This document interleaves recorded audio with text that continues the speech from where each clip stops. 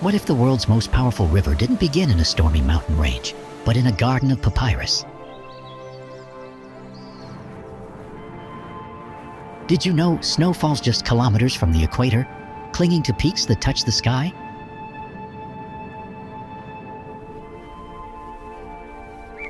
And in this same land, lions don't just rule the plains, they climb trees to rest in the sun.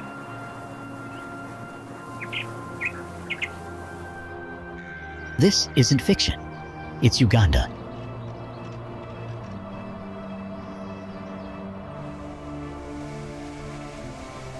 A land where the Nile is born, where crater lakes shimmer beneath extinct volcanoes, and where ancient rainforests still echo with the calls of chimpanzees.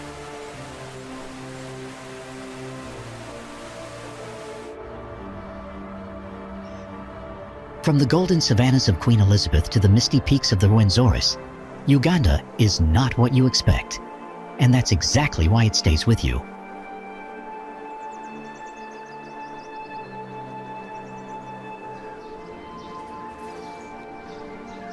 So, how did this small country come to hold some of Earth's rarest wonders?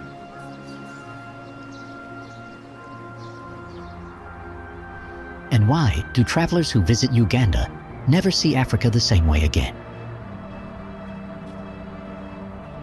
Let's begin the journey.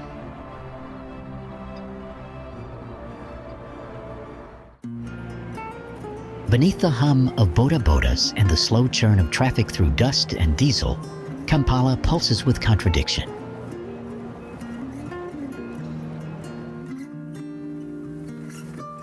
Once a city perched on 7 sacred hills, each echoing a different chapter of empire, faith, and resistance.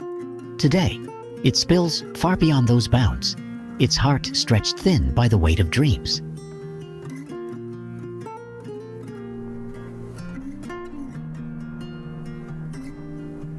Here, glass-fronted malls and colonial cathedrals share air with makeshift homes and open drains.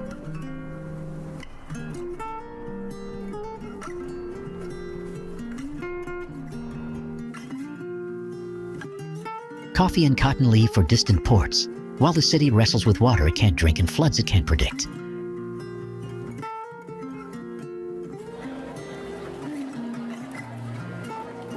The streets swarm, not with chaos, but with energy. Markets spill into roads.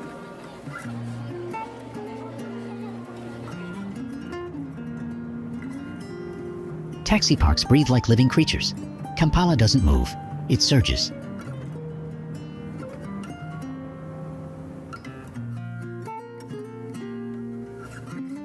Yet climb Rubaga at dawn, or stand in the shade of Kabuli's white mosque at midday, and the noise thins. You begin to hear it, what the hills remember. The treaties signed, the missions founded, the cathedrals raised not in haste, but in faith.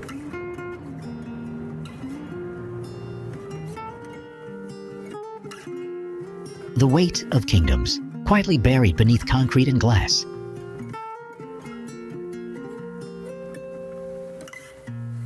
Kampala is not just Uganda's capital.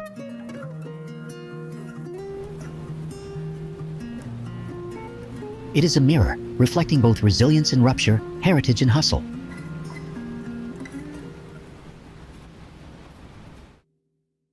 A city forever rebuilding itself, never quite the same hill twice.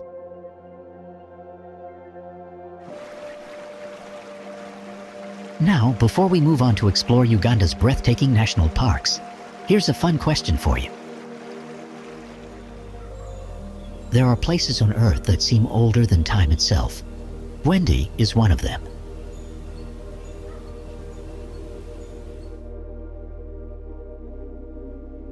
Tucked along the misty slopes of Uganda's southwestern frontier, where the land sinks into the ancient cracks of the Great Rift Valley, lies a forest so dense, so tangled in green silence, that even light must find its way carefully.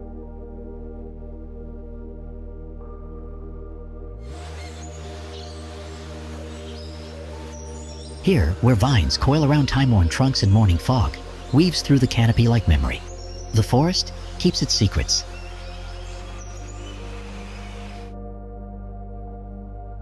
This is Bwindi, darkness, in the local tongue.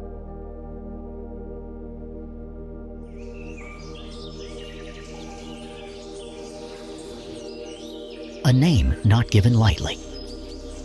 For over 25,000 years, this primeval sanctuary has stood as a living archive of life, sheltering more than 400 species of plants, countless creatures that never left, and perhaps most revered of all, the mountain gorilla.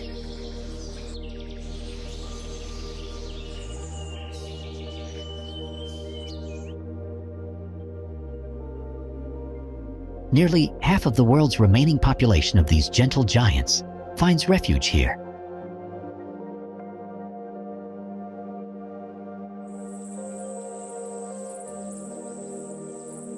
To walk among them, to lock eyes with a being whose gaze seems to carry the weight of centuries, is not a thrill, it is a reckoning.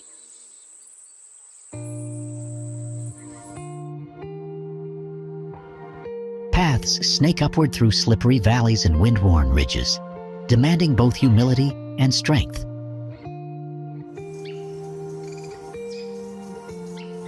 But those who persevere are rewarded with something few places on earth still offer: a rare and silent communion with the wild, untouched.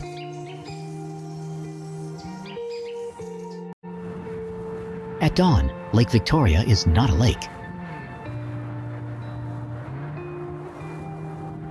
It is a mirror, vast, silver and unbroken, reflecting a sky still deciding whether to rain or shine.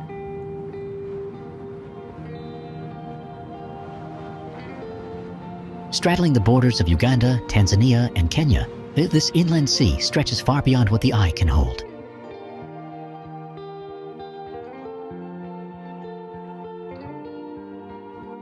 Over 68,000 square kilometers of water glisten across a shallow basin, carved gently into the high plateau of East Africa.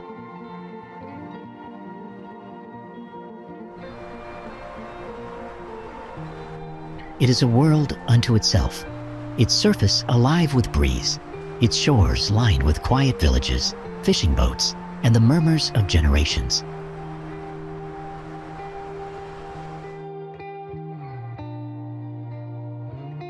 The lake was once known as Ukerewe, long before a British explorer named it for his queen.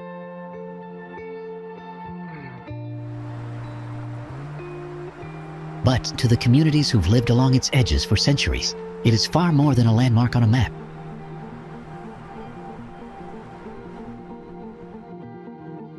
It is their source, their rhythm, their sustenance.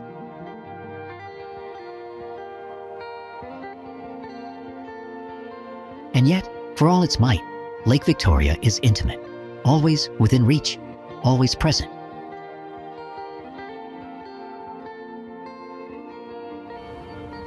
A reservoir of both the Nile and of memory, where stories drift with the wind and time slows to the pace of ripples against the shore.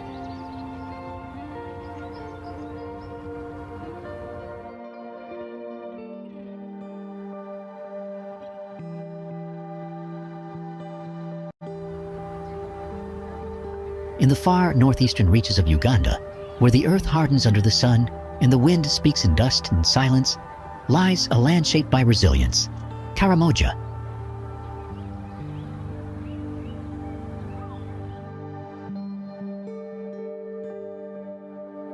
Once sealed off by colonial decree, Karamoja stood behind invisible walls for generations.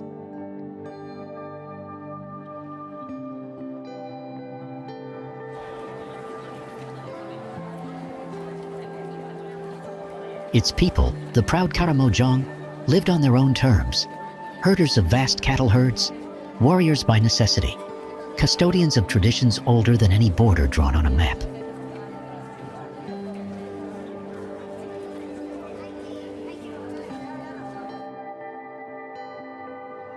When peace finally returned in 2011, it did not erase the scars, but it revealed the soul. Today, the region rises, not just in recovery, but in quiet pride. Here, villages called Manyata, encircled homesteads of mud, wood and will, still hum with ancestral songs.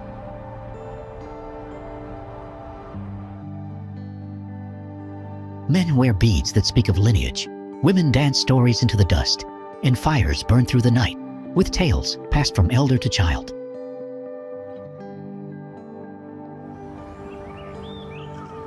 To come to Karamoja is not simply to visit.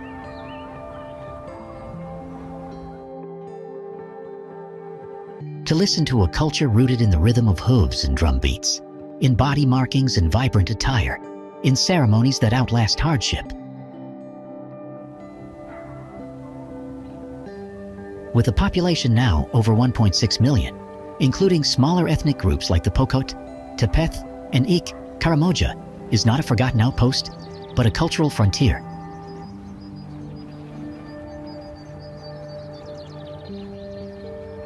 The name itself, Ekar Nyimor, the old men can walk no further, speaks not of surrender, but of arrival. Of a place where stories end and begin again.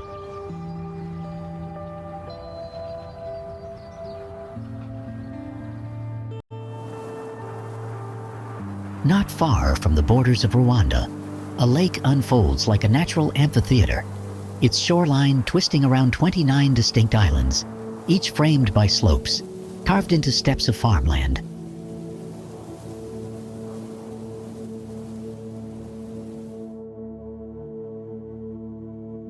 This is Lake Bunyonyi, one of Uganda's highest and most scenic lakes, sitting at nearly 2,000 meters above sea level.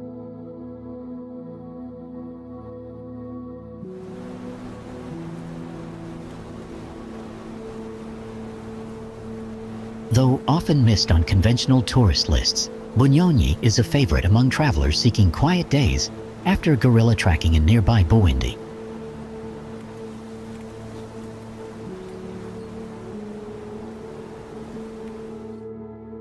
What sets it apart isn't just the view, it's the experience. The water is free from bilharzia, hippos, and crocodiles, making it safe for swimming.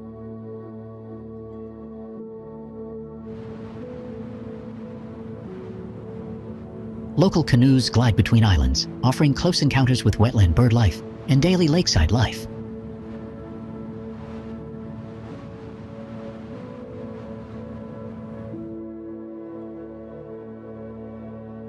Visitors often explore on foot too. Guided walks weave through hillside villages, where market stalls brim with fruit, crafts, and warm greetings.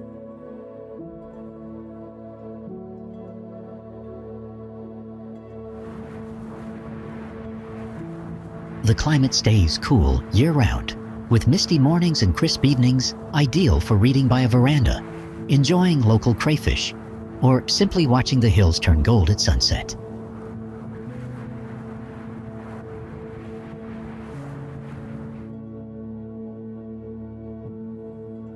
For those drawn to nature but craving human connection too, Bunyonyi offers both, not in grandeur, but in detail, in the rustle of banana leaves, the rhythm of paddles, and the quiet welcome of a place that feels lived in, not staged.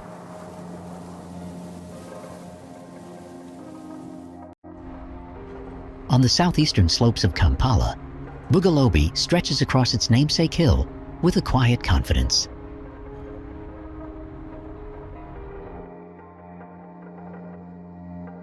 Just 7 kilometers from the city's heart, the neighborhood offers a shift in tempo, an escape that feels neither far nor free.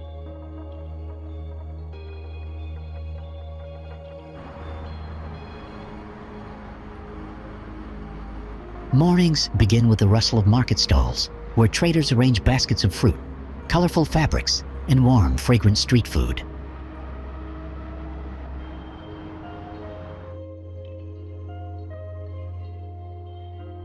The Bugolobi market remains a touchpoint for local flavor, unfiltered and alive.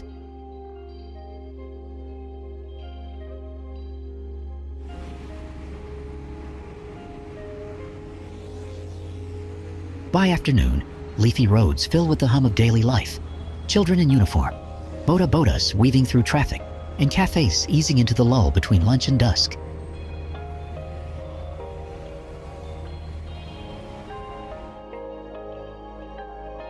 Bugolobi's personality is layered.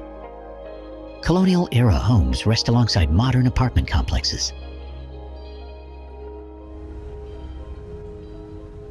Upscale restaurants and lively pubs echo just a stone's throw from quiet residential lanes.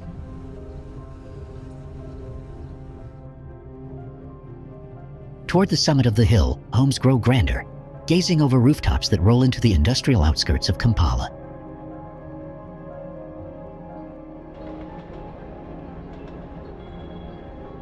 What sets the neighborhood apart is its balance, moments of stillness nested within a dynamic urban landscape.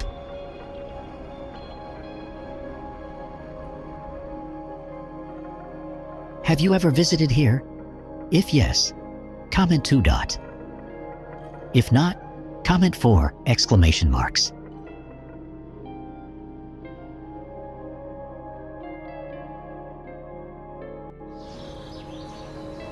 Set amid Uganda's southwestern highlands, Kabale is a district shaped by altitude, mist, and memory.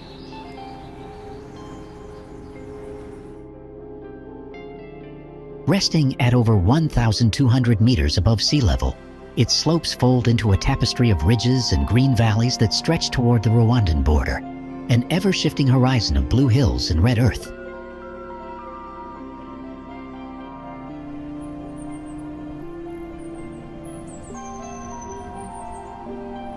Resting at over 1,200 meters above sea level, its slopes fold into a tapestry of ridges and green valleys that stretch toward the Rwandan border, an ever-shifting horizon of blue hills and red earth.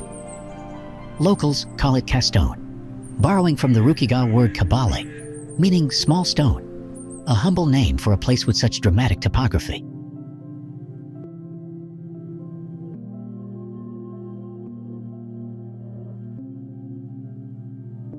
Kabale town itself hums with quiet purpose. Universities, churches, and colonial-era structures sit alongside markets where produce overflows in every color. This is not a place of spectacle, but of steady depth. In Kabale, beauty is not staged, it's lived.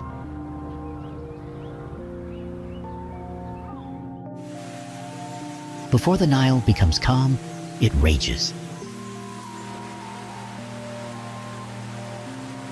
At Murchison Falls, the river, broad and ancient, funnels itself into a stone throat barely 8 meters wide, then crashes down 45 meters into a boiling pool below.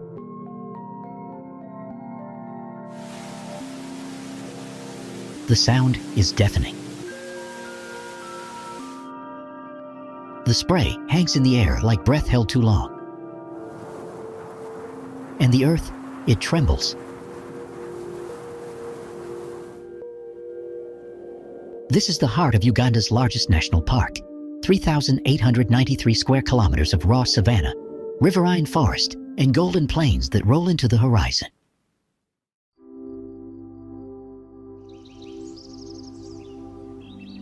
It's a place where elephants gather at the riverbanks like pilgrims, where giraffes step through tall grass with measured grace, and where crocodiles, massive and unmoving, bask in the Nile's aftershock.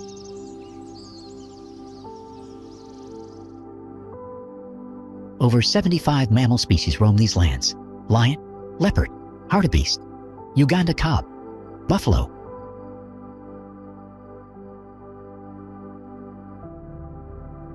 Nearly 800 chimpanzees dwell in the southern forests of Budongo. And above it all, in the trees and on the water, more than 550 bird species call out. Among them, the rare shoebill, lurking near the Albert Delta like a prehistoric sentinel.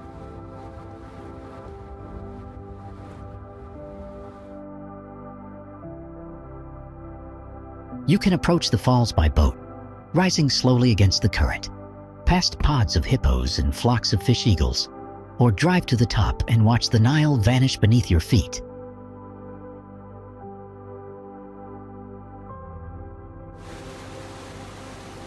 This isn't just a waterfall. It's a reckoning.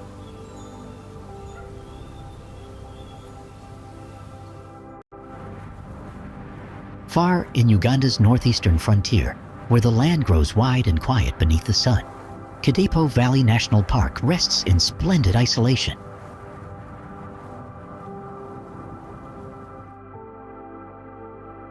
bordered by South Sudan and only 5 kilometers from Kenya. The park spans over 1,400 square kilometers of savanna, acacia woodland, and distant ridgelines that shift color with the light.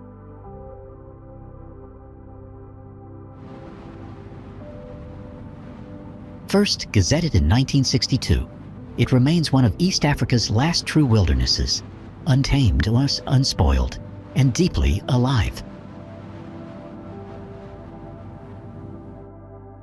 In the dry season, the Naru's Valley becomes the park's beating heart, its remaining waterholes drawing large gatherings of buffalo, zebra, and Uganda kob, while lions lounge on rocky outcrops, barely blinking.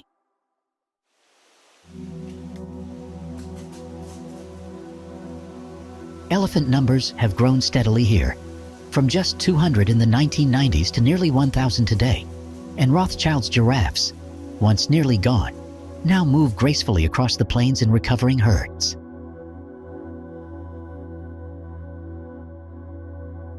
The bird life is no less extraordinary. Over 470 species, including some seen nowhere else in Uganda, make Kidepo a dream for birdwatchers.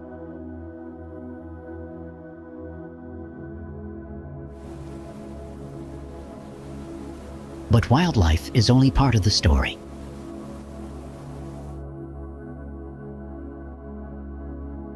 The park also borders communities of the Karamoja and Acholi people, whose ways of life echo the land itself, resilient, rooted, and rich in tradition.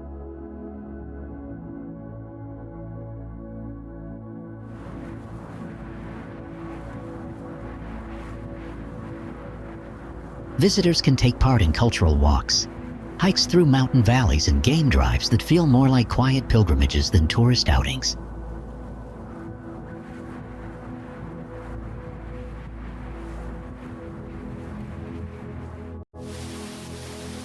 On the foothills of Mount Elgon, where mist gathers on ridgelines and rivers carve quiet paths through volcanic rock, Sipi Falls tumbles gracefully into Uganda's eastern landscape. Located about 277 kilometers from Kampala in Kapchorwa district and just shy of the Kenyan border, this trio of waterfalls spills from different altitudes, each more enchanting than the last. The highest, known as the main fall, drops 100 meters into a basin of wind and spray, often framed by rainbows that rise with the sun. Locals trace the name Sipi to a wild plant called sep, once used to treat fevers and still found along the banks of the river, weaving medicine into mythology.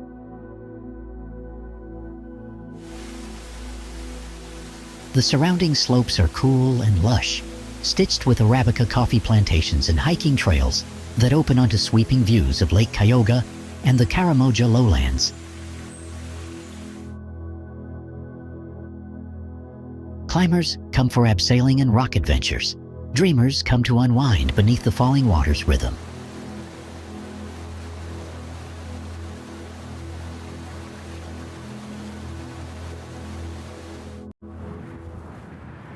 There are mountains that rise in silence, and then there are the Rwenzoris, which seem to emerge from mist and myth.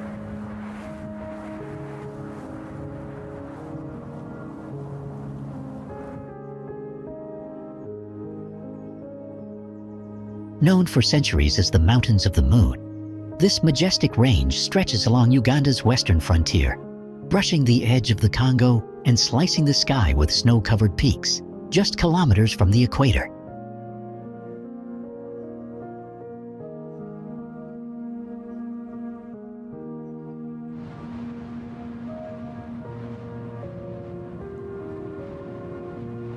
Formed not by fire, but by tectonic force, these mountains are the source of the Nile and a lifeline for the land below.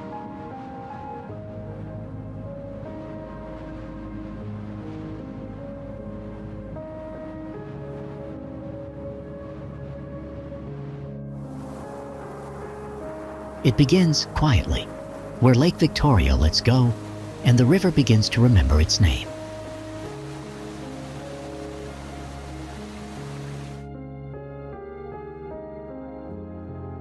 In Jinja, eastern Uganda, the Nile emerges from the lake in a gentle swirl, then gathers speed, carving its way northward on a journey that spans over 6,600 kilometers, all the way to the Mediterranean Sea.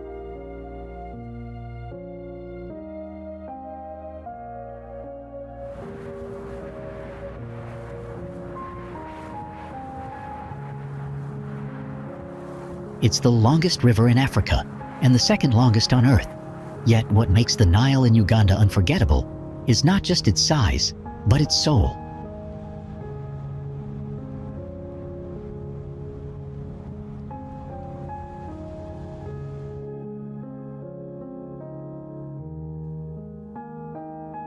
Along its early course, the river curves through lush gardens, craft stalls, and sacred monuments, including one marking the spot where Mahatma Gandhi's ashes were scattered.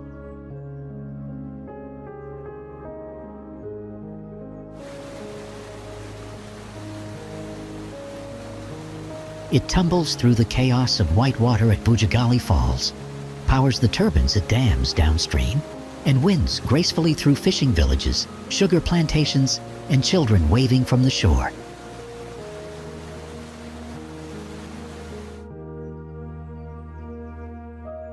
In the north, the Nile gathers force and plunges through the heart of Murchison Falls National Park, roaring through an 8-meter gorge before bursting into mist.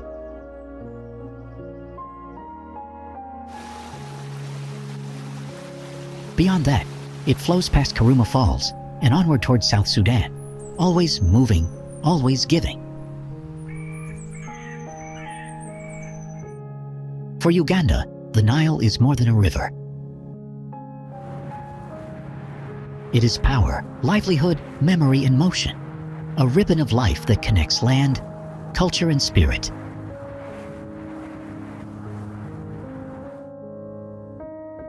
Jinja is the kind of city whose identity was shaped as much by geography as by ambition.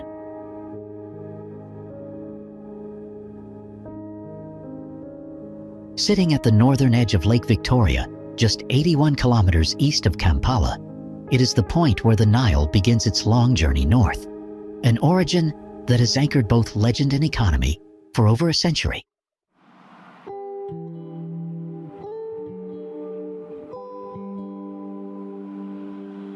Founded by the British in 1901 and reimagined by urban planners like Ernst May in the mid-20th century, Jinja was never just a lakeside town. It was a blueprint for modern Uganda.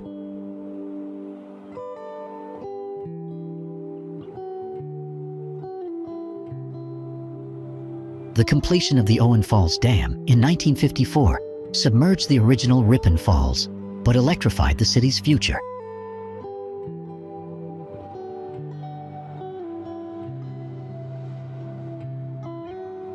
Power surged from the Nile into the first steel rolling mill of East Africa, into tobacco factories and grain plants, into the lives of workers and railway lines, connecting Jinja to Kampala and the port of Mombasa. A second hydroelectric station, Kira, followed in 1999, reinforcing the city's role as an industrial heartland.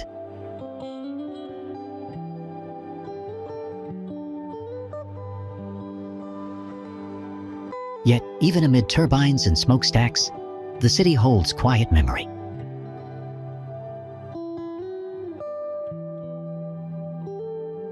Its name, Jinja, comes from Ejinja, the stone, spoken in both Luganda and Lusoga, a reminder of the rocks and rapids that once defined the landscape before the dams arrived.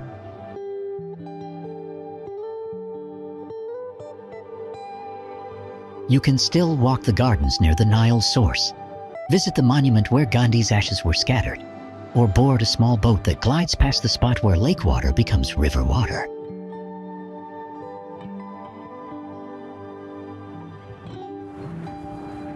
The Ssese Islands drift like a forgotten chain across the northwest corner of Lake Victoria, scattered over quiet water and touched by wind.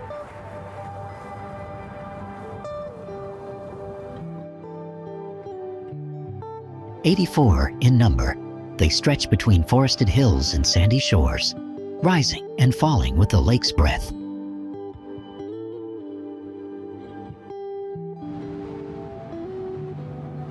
Cut off from the mainland, untouched by urgency, Ssese feels less like a destination and more like a gentle escape from time itself.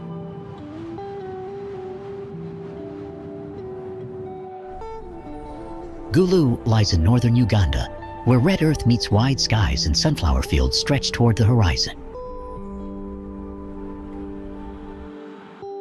Once marked by war and displacement, the town has rebuilt itself into a thriving commercial hub, where banks, schools, and markets now hum with daily life. It remains the agricultural heartbeat of the Akoli region, known for cotton, tobacco, and the rhythm of harvests. And beneath its modern surface runs a quiet current of resilience, a place that has learned not just to endure, but to grow.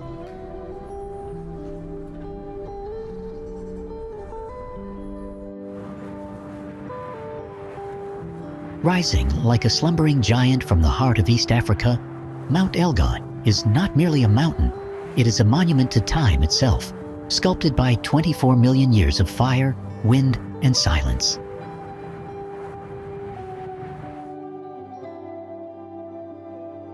In the folds of its forests and the whispers of its wind, the Bachisu people still hear the voice of their ancestor Masaba, a name that breathes life into every trail and every stone.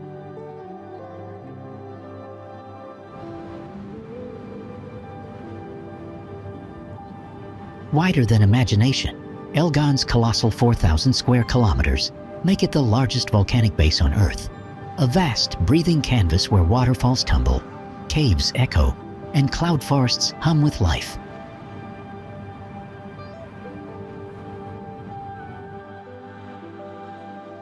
Nature is layered like poetry. Rainforests give way to moorlands, birds trace silent arcs in the mist, and elephants vanish into salt-streaked caves, as if retreating into myth.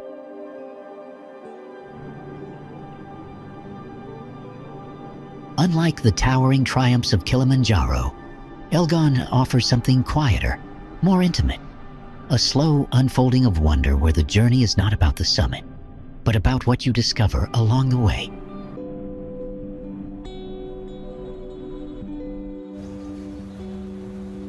Lake Albert, the northernmost jewel of the Western Rift Valley, lies peacefully on the border between Uganda and the Democratic Republic of Congo.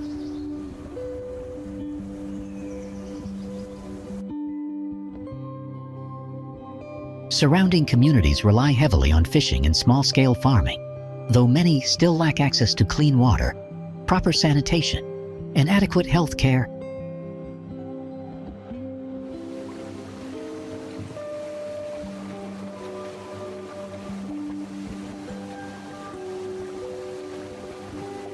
The lake has a rich history of exploration, first visited by European Samuel Baker in 1864, who named it after Prince Albert and documented his journey in the Albert Nyanza.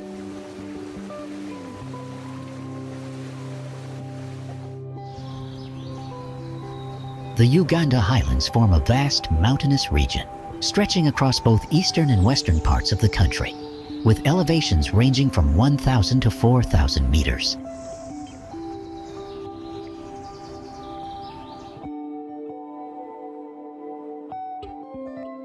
These highlands were shaped by tectonic activity along the East African Rift System, resulting in breathtaking landscapes of deep valleys and towering peaks.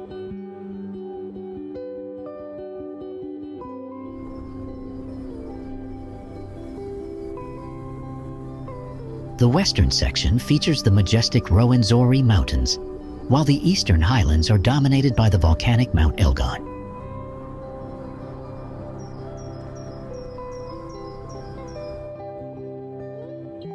Thanks to rich volcanic soil and a cool climate, the region supports extensive agriculture, especially the cultivation of coffee and tea.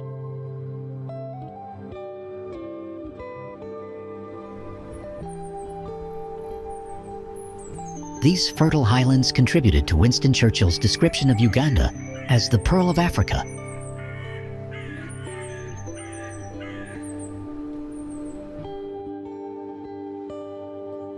Annual rainfall in the area often exceeds 1,500 millimeters, feeding a network of rivers that ultimately flow into the Nile.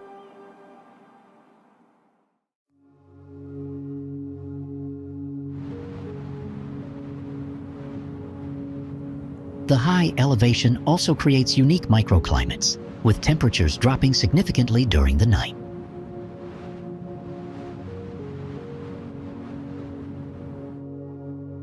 Scattered patches of indigenous forest provide habitat for rare wildlife, including the iconic mountain gorillas found in Bwindi Impenetrable Forest.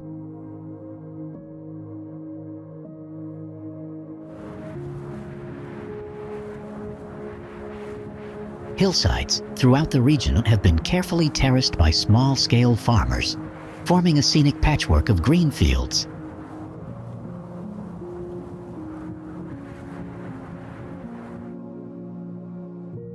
These terraces not only support sustainable farming, but also help prevent soil erosion, preserving the delicate balance of the highland ecosystem.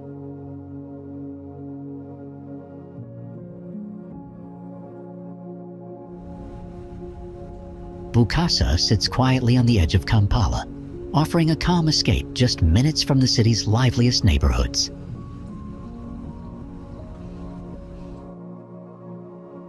It's not flashy or touristy, and that's exactly what makes it feel special.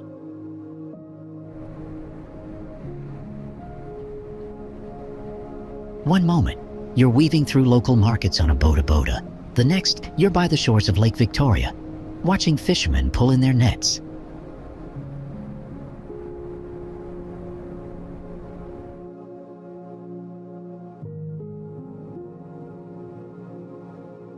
Just up the hill, Muyenga's Tank Hill delivers sweeping views of Kampala. Bring your camera, or better yet, just take it in.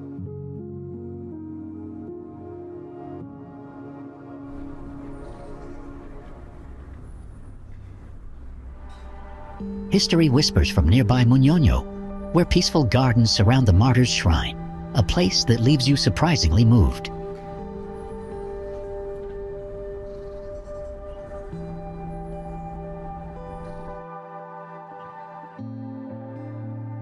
And when you're ready to crash, Bukasa welcomes you back with quiet streets, cool breezes, and the sound of crickets.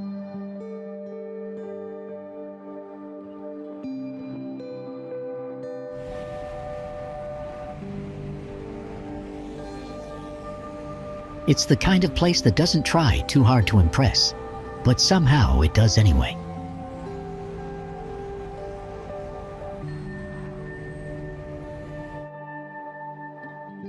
Stay a little longer than you planned. You'll see what I mean.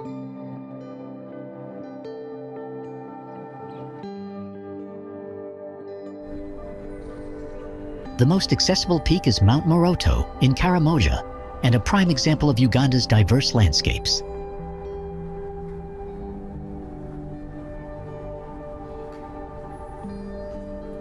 Mount Moroto, located in eastern Uganda, is a striking peak in the eastern Rift Valley, known for its rugged beauty and the challenging treks it offers.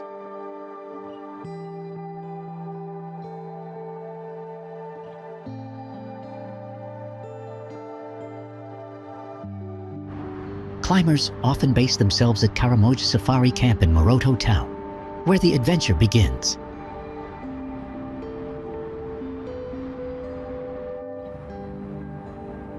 It straddles the equator, stretches between two Great Lakes, and holds within its borders a river of elephants, birds, and memory.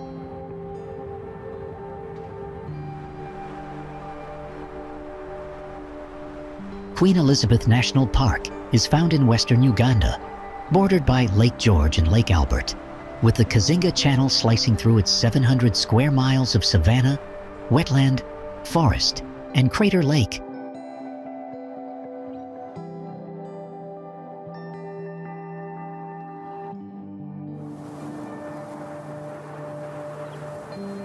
The name changed in 1954 after Queen Elizabeth II visited, but the land had long been known for its density of life and its deep connection to the people who live near it.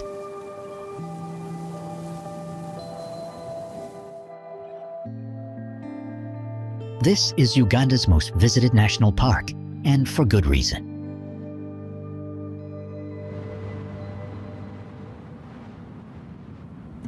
It's home to over 95 mammal species, from tree-climbing lions in Ishasha to hippos lining the Kazinga Channel.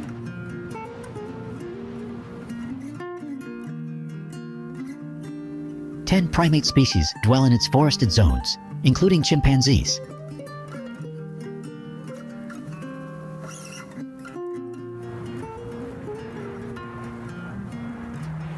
And for birders, it's sacred ground.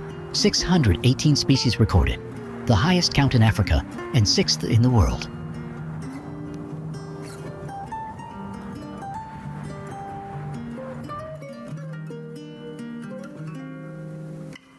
But it's not one thing that defines Queen Elizabeth. It's the sum of many lives crossing paths.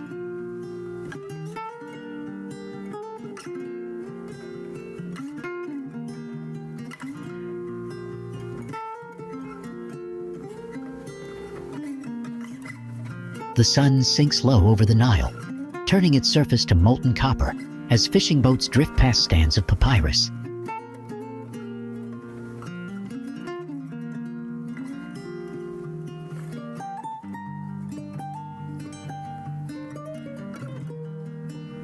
Somewhere in the distance, a gorilla's low rumble echoes through the forest, while flame trees sway along red dust roads.